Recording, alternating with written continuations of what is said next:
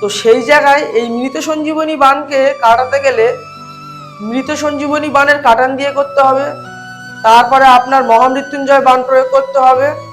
আর এখানে বগলা বান প্রয়োগ করতে হবে। আর একটা বান আছে একাগ্নি বান আর অর্ধচন্দ্র বান।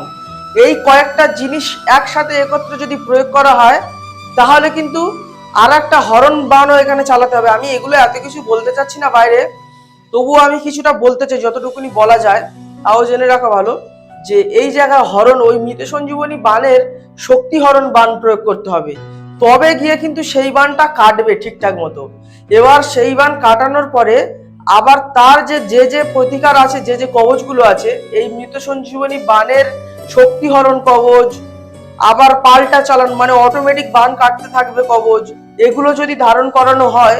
তাহলে কিন্তু এই মৃত সঞ্জীবনী বানের প্রভাব থেকে অটোমেটিক চিরকাল